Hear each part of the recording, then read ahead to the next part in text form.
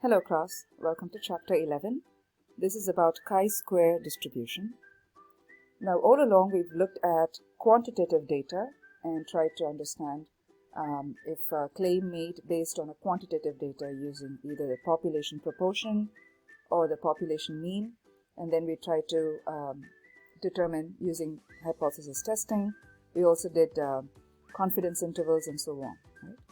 In this chapter, we will talk about how to deal with data that comes from, that is of a qualitative style, okay, meaning it's categorical. It's responses that are not numerical, okay, like yes or no type of surveys, or the Likert scale. It's like agree, disagree, strongly disagree, neutral. Those kind of surveys where it's not numerical. You try to answer it in a qualitative style, in a more subjective manner. How do we deal with those? How can we translate them into a quantitative style so that we could then use testing of hypothesis, confidence intervals, and so on? Well, in this chapter, though, we will not be looking at confidence intervals or testing of hypotheses. Those will happen here, but we are not learning in this course. It will happen in chi-square distribution. We have various ways to test that. But here we're going to just give you an introduction into this. And so this chapter is kind of light in that you'll only be scratching the surface. All right. So I just want to introduce this chapter by giving you a scenario. So let's say if we gave you 4 quarters, okay, 4 quarters and a $1 bill. Are they different in value? Quite obviously they are not, right? 4 quarters make $1, so we know that. However, there was a study that was conducted which was trying to see the psychological aspect of the difference between 4 quarters and a $1 bill in terms of spending, and how we could translate that psychological information into arithmetic, into math. So this is kind of interesting for those of you who are maybe heading into psychology or other social sciences, where data is mostly collected in a qualitative manner, and how you could, make it robust by changing it into a mathematical problem. So, well, the experiment that was conducted was trying to see if people who were given 4 quarters spent more than people who were given a $1 bill. Okay? So what they did was to study this phenomenon is called denominator effects. Okay, if your denomination of this money, especially, right, if it is in the form of lower denominations, people tended to spend more as opposed to higher denomination. Right, if it was in coins than in dollar bills, then probably they were moved to spend more. So just to see if this is even true, this study was conducted. Okay, where 43 college students were given each a dollar bill. 43 were given $1 in terms of 4 quarters, and 46 other college students were given $1 in the form of a bill. And then they were given 2 choices. Okay, so let's just write that information first. 43 students were given this, and 46 students were given this. And they had students, and they were given 2 choices. Okay, no matter which form they got the money in, they had 2 choices. One was, of course, keep the money, and 2 is spend the money on gum. Okay,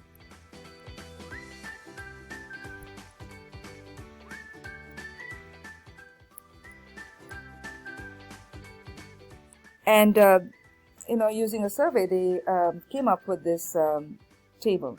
Okay, from the study of the denomination effect.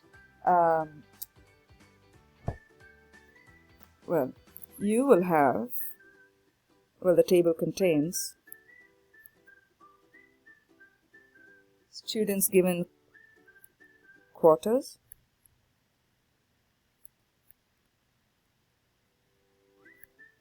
and then we have students who were given a $1 bill. Right? These were the 2 categories. and they were allowed to do one of two things, right? So they could either purchase gum, so the ones who purchased gum would go here, and those who kept the money.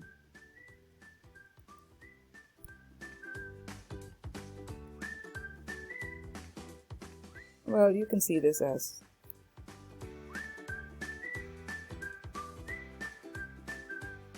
a table like this. Right?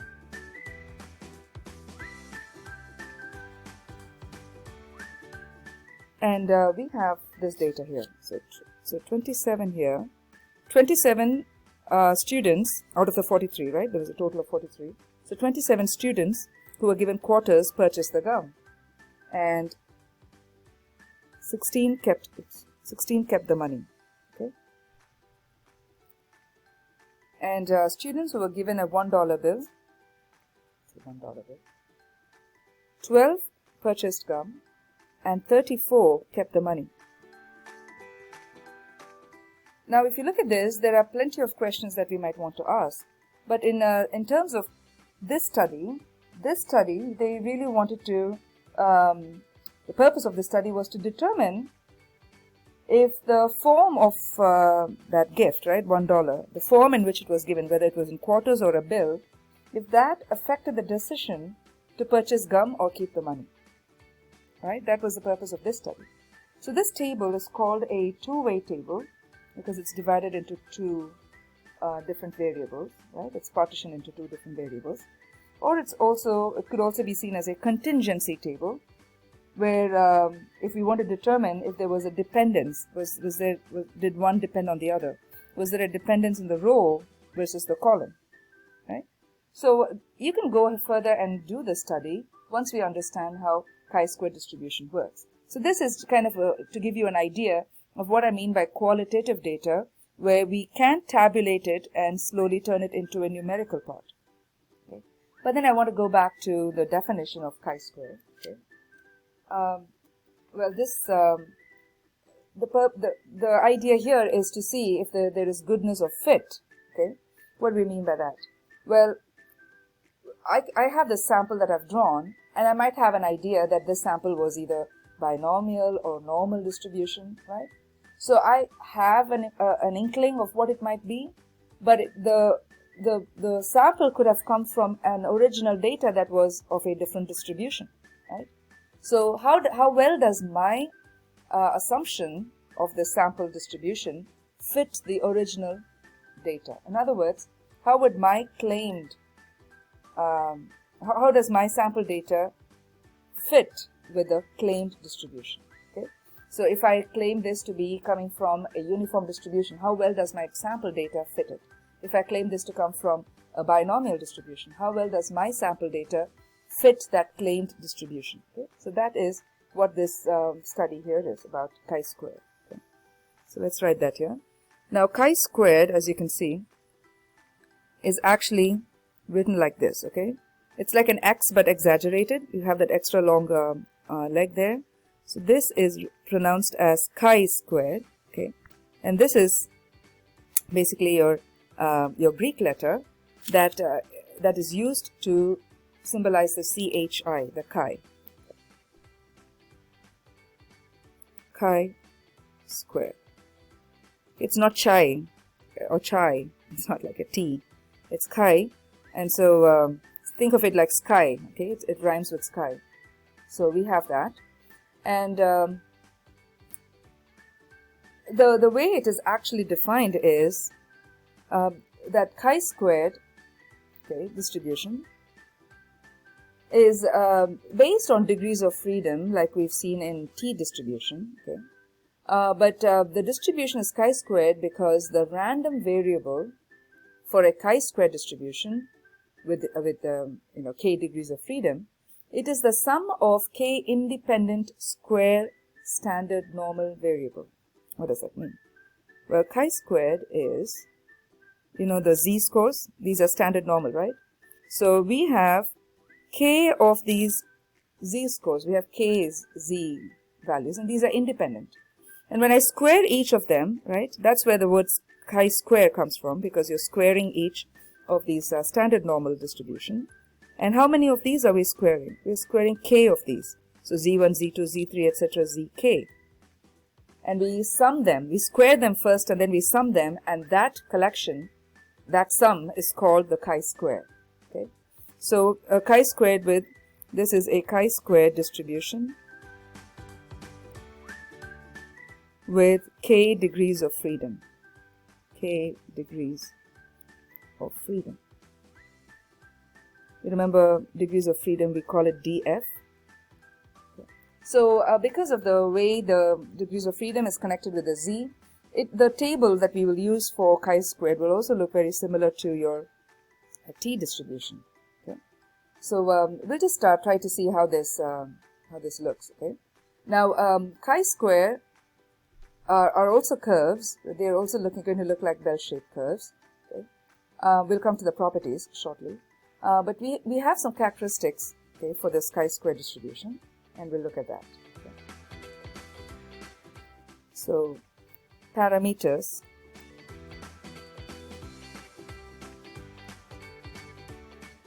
of a chi-square distribution. When you say parameters, remember measurements, right? So mean, measurements of the population. Mean is the same as the degrees of freedom. That's unusual, right? We usually have a formula for the mean, but here mean, the mu, is the same as the degrees of freedom. If I say the degree of freedom is 6, then mu is simply 6. If I say the degrees of freedom is 1000, then mu is simply 1000. So that's really interesting. Then this is population mean. Let me write that. Okay. Well, it's redundant because I call it parameters, so we are talking about the population. But just to lay the emphasis, population standard deviation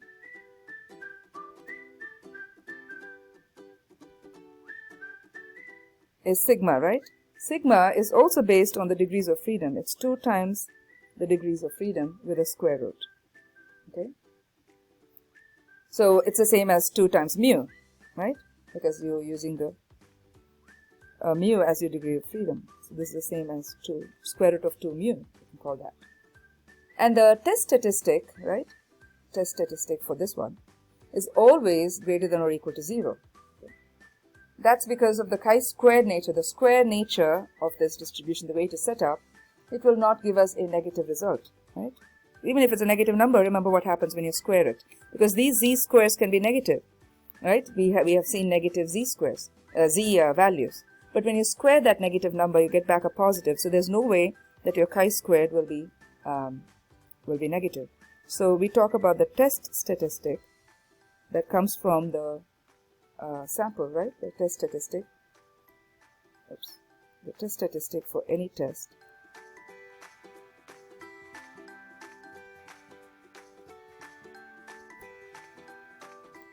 is always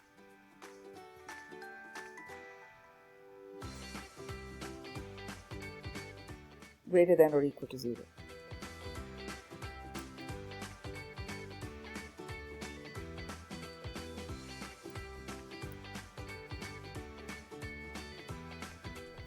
Now let's talk about properties. Properties of a chi-square distribution. The curve is always non-symmetrical and is skewed to the right. Interesting.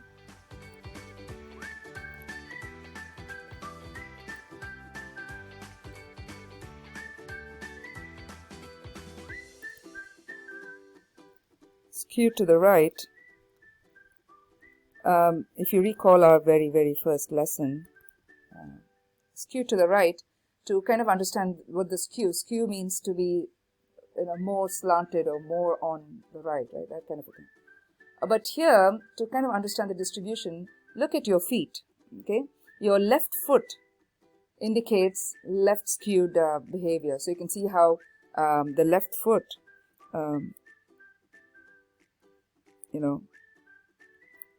this is your big toe, and then this is how it goes, right? Your toes, the arrangement of your toes look like this. So this is left skewed. But remember, our chi distribution is right skewed. So it's going to be like this.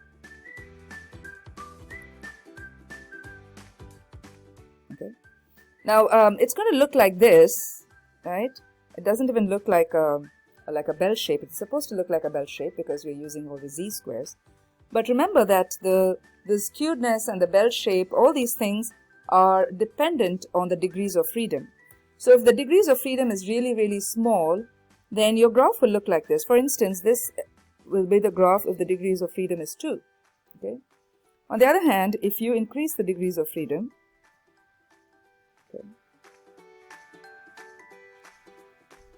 it's still on the right, right?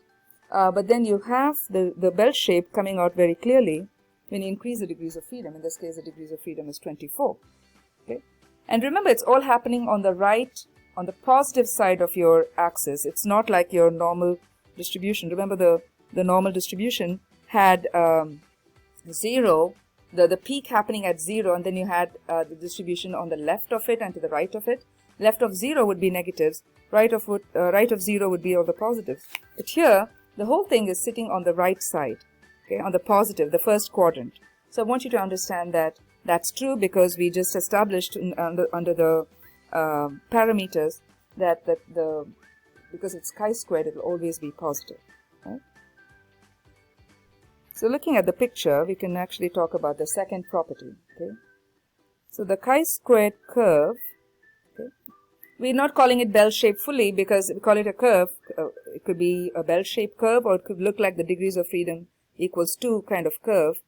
So we want the curve to look more like bell shape because then we could use the properties more robustly. But the chi-squared curve starts at 0. Okay, it starts at 0 on the horizontal axis.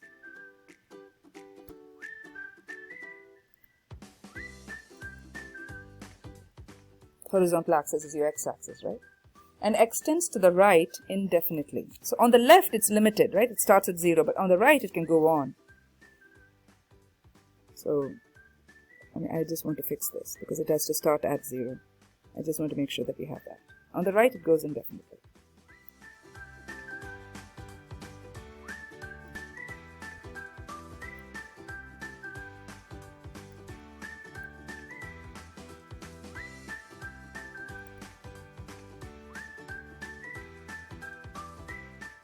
Now, as it extends to the right, the curve approaches very, very close to the horizontal axis, but it never touches it, okay?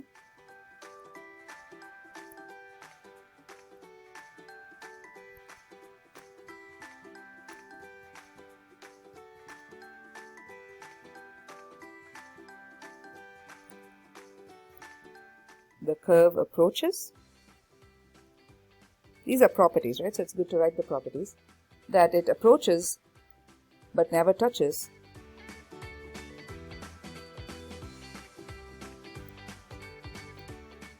the horizontal axis.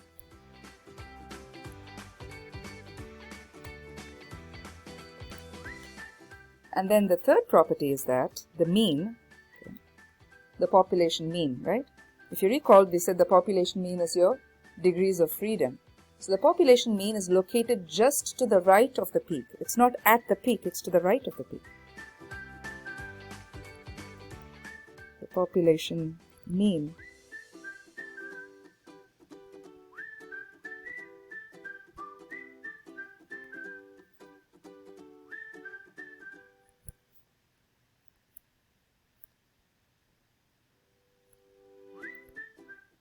and why was that? That is because it is right skewed. It's skewed to the right, right? So the population mean is a little bit to the right of the peak. Then we have the fourth property. The total area under a chi-squared must be equal to, yes, that's right, 1, right? Because that's the total area, 100%. 100% is 1. So the total area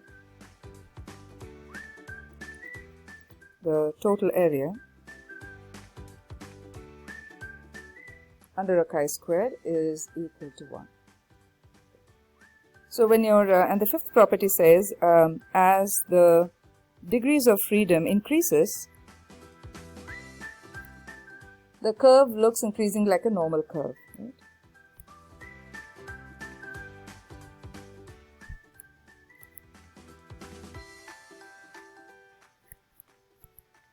And we say like a normal curve, we mean bell shape.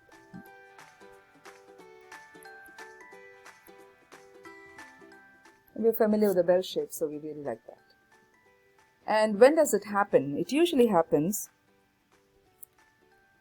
when your degrees of freedom is greater than 90. Okay? So that's kind of a mark for us to aim. So if you want the degrees of freedom, if you have your degrees of freedom to be at least more than 90, then you'll begin to see your chi-square distribution look more of a bell shape. Alright, so let's take a look at one of the problems. Now if you had, so anyway, by the way, the chi-square distribution is has a special notation. So you know that the chi-squared distribution can be represented like this, degrees of freedom. Chi-squared is. Remember we used to say x is a random variable from the normal distribution mu comma sigma. Remember we used those notations. So there it was x. Here we're using chi-squared. Okay. So then if I said chi-squared, apologize, chi. So chi is from a chi-square distribution of 1000. What it means is that your degrees of freedom is 1000, right? Then from this you can actually find your mean and standard deviation for the chi-squared. Okay. So we know that the mean mu is the same as degrees of freedom. So mu will be what? 1000. And standard deviation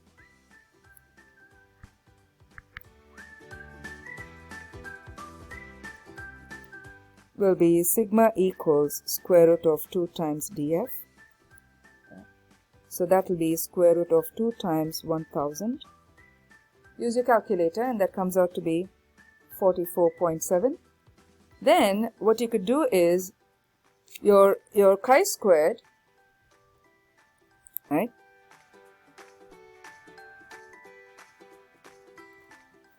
Chi, which is written like this, can be approximated to a normal distribution. We can do that because your degrees of freedom is more than 90, right? So you know it's going to be bell shape. So it can be approximated to normal distribution. So you can now no longer have to use the chi-squared. You could say it's normal distribution with mu comma sigma. Mu is now 1000 and sigma is 44.7. And then because you're approximating it confidently, you can use all the properties of normal distribution. Okay? So that's the reason why we really like the degrees of freedom to be quite high. Now, how do we use a chi-square table? Let me quickly show you the table.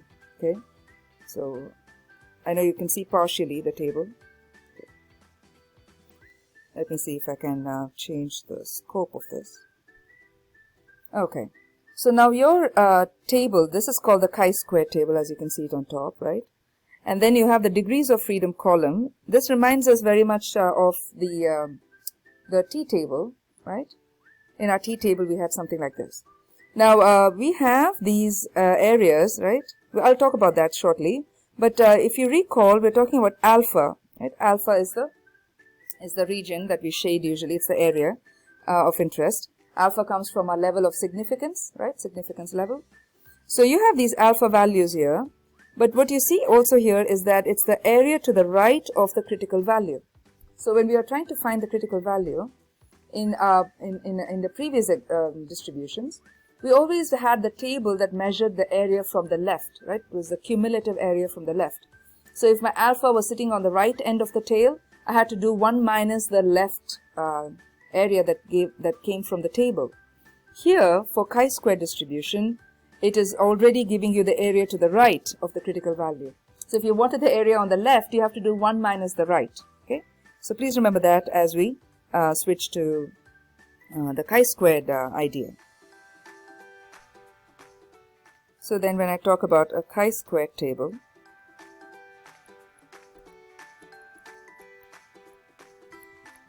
let's recall how the distribution would be.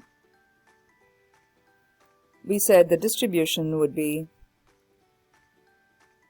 on the right, and hopefully your distribution is bell-shaped. And remember, we said it's we'll make it more right-skewed. Okay. Now you know that it always starts at 0 on the horizontal axis on the left, and on the right it extends, and it goes very close to the horizontal axis, right? In this case, that's our x-axis. And then we have the area that you measure will be to the right, will be on the right end. So let's shade the portion to the right.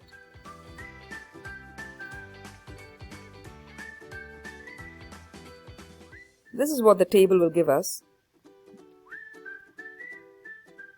and this will be we denote it as a P maybe, but remember that this is your table value. Okay, so we'll look at an example though quickly, but I want to just describe certain properties to this, and then we will look at a problem. Okay, so we just saw that your chi-squared table, let's write those details. The chi-squared table is similar to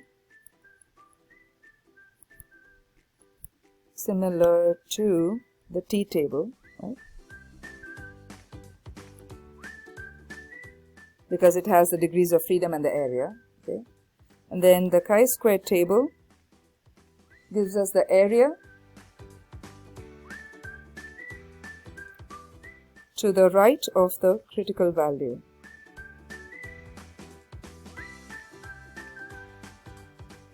If you recall the critical value for z, we said z alpha over 2, we did t alpha over 2 and all that, right?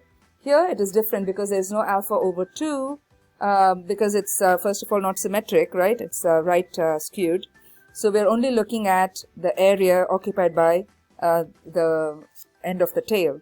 So here it will be simply chi-squared alpha, okay, the critical value. So I'll just write it maybe right here, chi-squared alpha. Okay, so then if we wanted to, if you have to find the let's say chi-squared of 0.01, okay, that means I'm asking you to find the value, the chi-squared value, which comes from the table, that has an area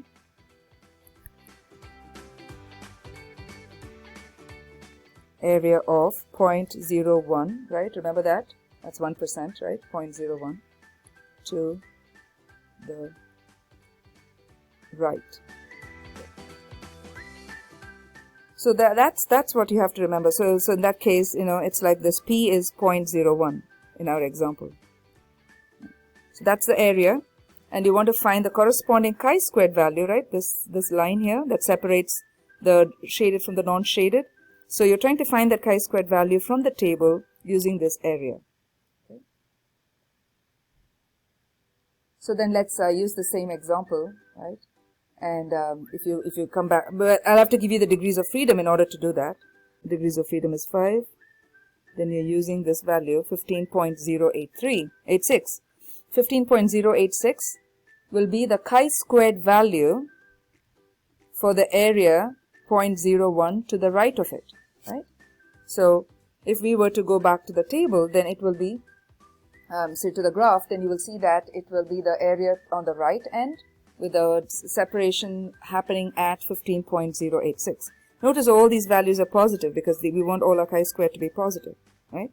Now if I gave you the degrees of freedom, say to be 90, then we'll come down here and choose that value. So your chi-squared value will be 124.116 when the degrees of freedom is 90 for the area. So you're going to mark this 124. Now this would have been 15, right? It will be early in your x-axis. So 15 will happen earlier. But 124 would happen later, right, for the degrees of freedom. And you'll actually begin to see the bell curve even more beautifully. And that is where the chi-squared value will be that separates the shaded from the non-shaded region.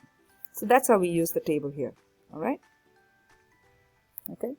So if I had chi-squared with alpha value, let's say 0.05, okay, and with the degrees of freedom,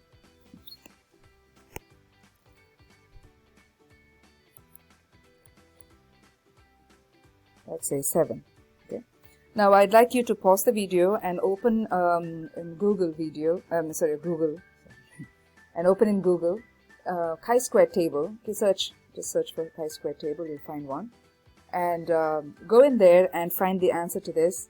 Come back and unpause to see if our answers match. Okay, and I also want you to write the interpretation of that answer. Okay, what does it mean? So chi-squared with 0.05 alpha with degrees of freedom 7 will come out to be 14.067. And what this means is it is the area to the right of the chi-squared value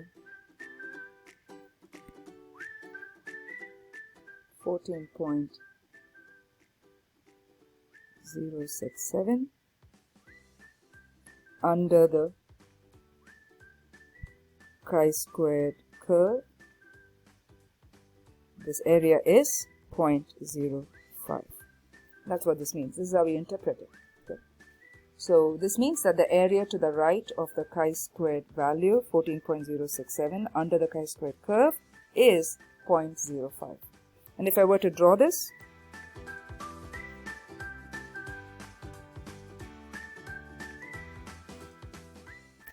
in fact, it wouldn't even look like this, I would suspect, because the degrees of freedom is really, really small. So it is very likely that it's looking like this, right? Because you can't see the bell shape very clearly. So I'll try to be as realistic as possible here. And so this would be, the chi-squared value is 14.067. And this will be the shaded region. And that region is given to be 0.05. Okay, what are the uses of the chi-square distribution? So we'll talk about the uses.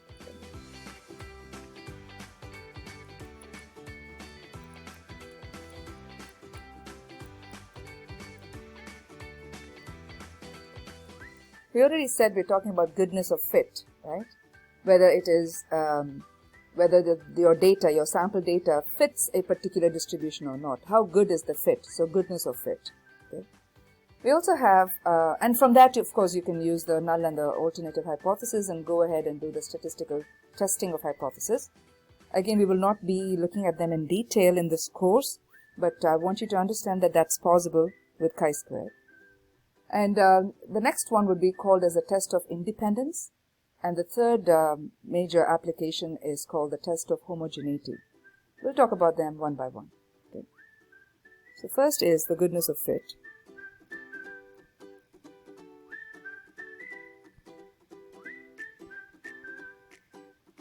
So this determines if the data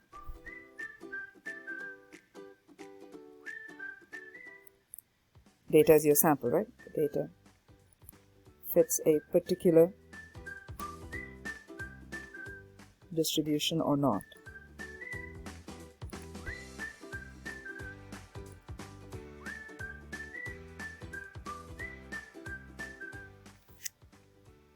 So in other words, we're trying to see how good the fit is.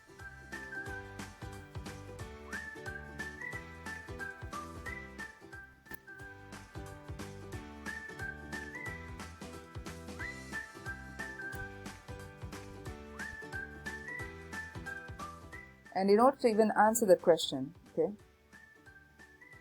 we would have the null and the alternative hypothesis. So if you were going to do that, then you would do H0. Okay. The population fits the given distribution. Remember, it's always about the population, right? Or the hypothesis. The population fits the given distribution. And again, if you recall, H0 was always with the equal sign, right?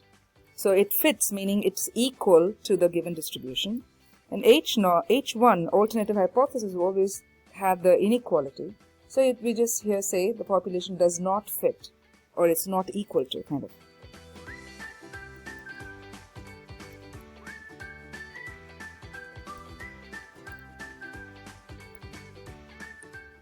Okay. So if the distribution is considered to be normal, we want to see if it fits if your data fits a normal distribution. If you claim that the distribution is uniform, we want to see if your data fits it. So because this is qualitative in nature, notice how your H0 and H1 are actually using words instead of symbols. There we use the symbols, right? Mu equals something, mu is less than something, or P equals something, P is greater than something. But here we talk in terms of statements, so that we are trying to talk about qualitative setup. Okay. All right, next we look at the next use. It's called the test of independence.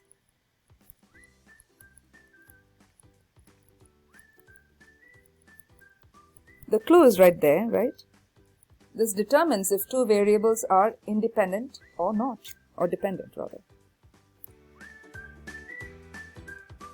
This is a test to determine if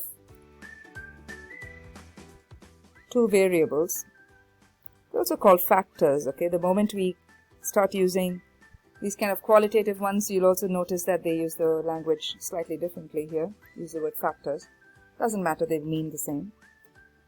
If two variables are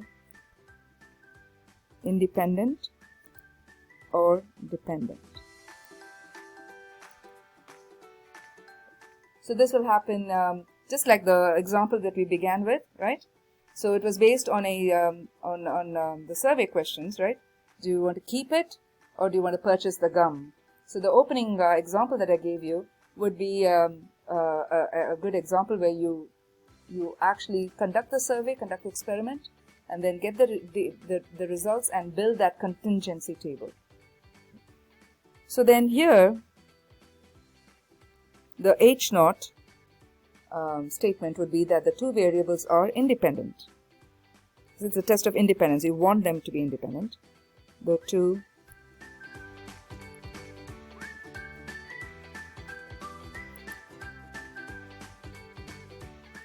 and H1 would say the two variables are not independent.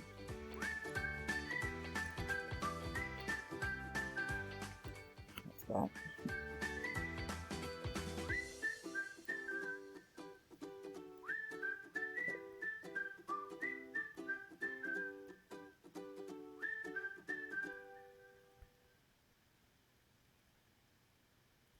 Okay. And if they're not independent, that means we're saying they are dependent. And then the third use, major use, is test of homogeneity.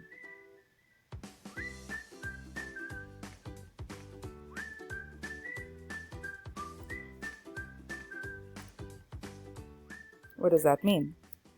Well, the goodness of fit test can be used to decide whether a population fits a given distribution, right? But it does not tell us if the two populations come from the same unknown distribution. Okay? So for that, we can use this test. Okay? We can use this test to determine whether two populations have the same distribution.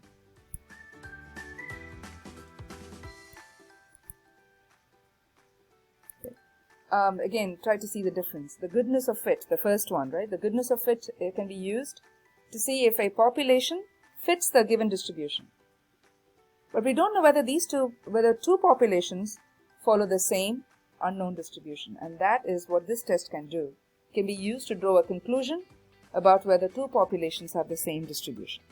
Okay. And so the hypotheses set up for this would be H0. The distribution of the two populations are the same.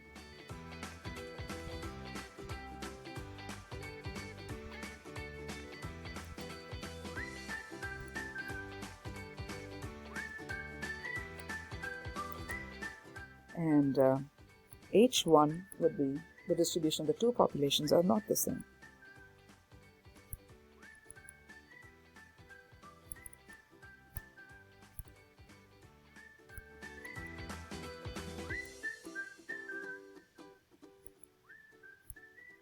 Remember again, this is just an introduction to chi-square distribution. If you are in a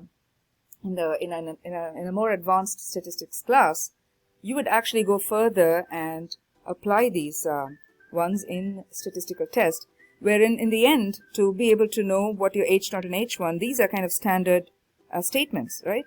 So when you make your decision, remember steps 1 through 8. So when you come to the decision step and you decide to reject H0 or fail to reject H0, that's when this H0 will come in handy for you to be able to make that conclusion, okay? Make your final statement where you restate in terms of non-technical terms. So this is again, remember, just an introduction, so we are not really looking at testing these things. So for now, I'll give you some examples, okay, and you have to determine which test you will use of the three. Will you use the goodness of fit test? Will you use the test of independence or the test of homogeneity? Okay. So I'll say which kind of chi-square test should be used.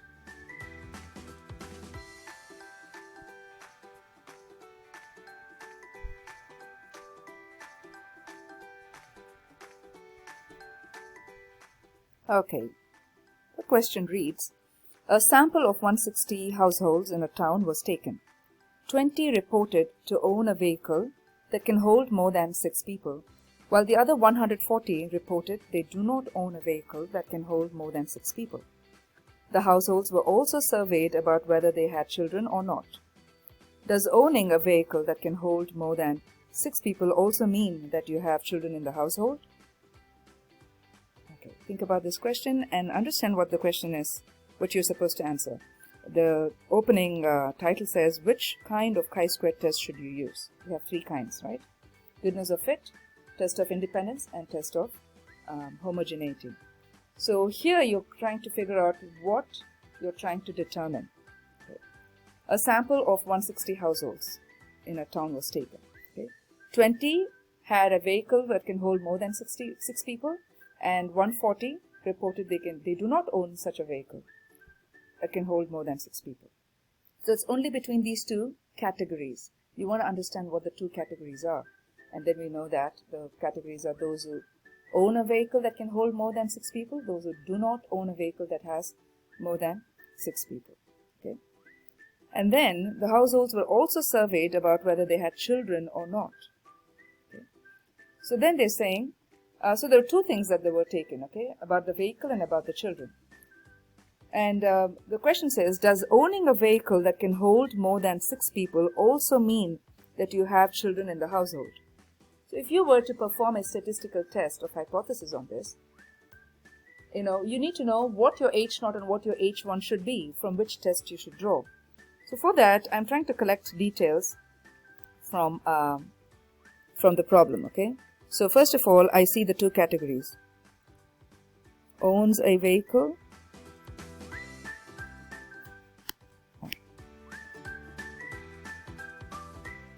that holds, I'm using the same language, so it's kind of lengthy, holds more than 6 people. I'm trying to build a table, right? So owns, does not own a vehicle.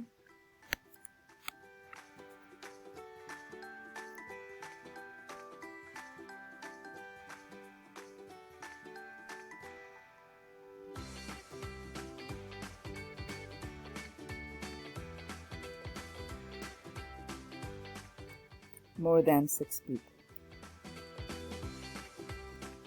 Okay, these were the 2 categories. We also saw that they were surveyed about the children, right?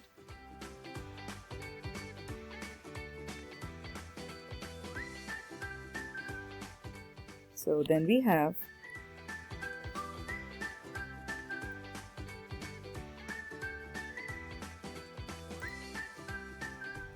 I'll say had children, did not have children. had children, no children, right? Now I've got these 2 by 2, right? So this is a two-way table. So we have 2 categories here and we have 2 categories there. So the question says, does the row, right? These are the rows are the vehicle and the columns are the children. Does the vehicle, does the household that has that vehicle also mean that they have children? So we're trying to see if the vehicle, having that vehicle affected the number of their response to the number of children, okay? Or did the number of children affect the kind of vehicle they owned? So you are trying to see if the row depends on the column or not. So then that understanding draws you to the test of independence. So that's our conclusion for this problem. So it is the test of independence that we should use, because you're determining if 2 variables are independent or dependent. Since we wish to determine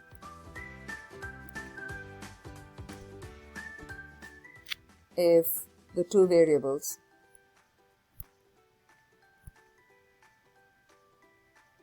what are the 2 variables here? I would just to kind of put it in a nutshell, we could say if car size is dependent on the family size, right? Car size versus family size are independent or dependent. Okay, so all we did was just determining the test. As I mentioned, we are not going to perform the test, we will determine the correct test. Here is our next question. This too asks us to find what kind of chi-square test we should use, okay, for this scenario. Suppose that 300 randomly selected male employees and 300 randomly selected female employees were asked how they get to work, taxi, subway or bike. Using the results, determine if the male and female employees have the same distribution of getting to work. Okay, they made it very, very clear for us. Okay. But again, I want you to think about this problem and see what the 3 tests stand for. The first test of goodness of fit, tells us if your distribution, your data fits your claim distribution. Test of independence says if 2 variables are independent or not, or dependent. And the third one was the test of homogeneity, which says, do 2 populations come from the same distribution? Do they belong to the same distribution? So here they literally tell us that we have 2 groups, right? 2 populations, the male employees and the female employees, and you're collecting data from them. The results, we need to figure out if the male and the female employees have the same distribution of getting to work. Okay? So as the distribution pointing out the same way for both the male and the female. So here you're trying to see if a similarity exists, right, between the 2 populations, and therefore we're using the test of homogeneity. So here we use the test of homogeneity, since we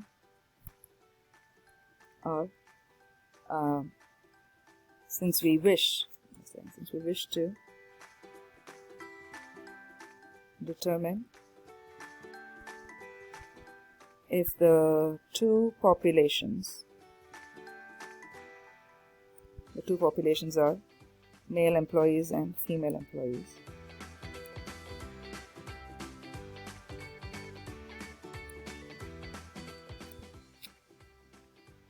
Are from the same distribution. If the 2 distributions are similar, okay, in terms of how they get to work. And so we determine the right test here. Okay, our third and final question type is a lottery claim that on its big bucks scratch-off game, players have a 1/5 probability of winning $100, a 1/5 probability of winning $10, and a 3/5 probability of losing. Some statistics students want to test that claim, so they play the game 50 times and compare the number of different outcomes to the distribution that the lottery claimed. So the question again is, which test would be the right test for this problem? So think about this. The lottery makes a claim, right, by giving the probability and the winnings associated with it. And the students want to test that claim, for which they play the game 50 times. That is so that they could generate their different outcomes and use that to compare that to the distribution that the lottery claimed. So if you think about this, out of the 3 tests, are we comparing two populations to see if they came from the same distribution? Do we have 2 populations to see if they came from the same distribution? Well, it seems like that. We have two groups, right? The lottery group and the student group that have their data. But we must understand that the lottery did not claim a specific distribution for us to see if the 2 are pointing to the same thing. The students want to see if their information matched with the lottery, right? So it cannot be the test of homogeneity. Are we trying to see the independence of 2 variables? No, clearly not. There are no 2 variables that you're trying to see if one has an effect on the other. On the other hand, if you think of goodness of fit, the goodness of fit determines if a data fits a particular distribution. So here we are trying to see if the student data, or from the 50 times that they played the game, if their data fits the lottery's claim. So you can clearly see that this is the goodness of fit test. Okay.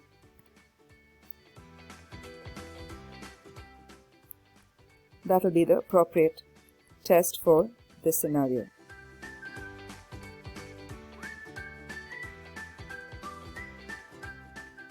So this actually tells us if the data fits a particular distribution, right? So I'll just say if the student data from 50 games fits the lottery's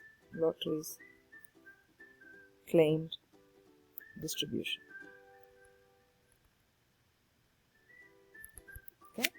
So I gave you 3 examples, but you're going to see more in your homework. Okay. So I'll see you in the next chapter. See ya.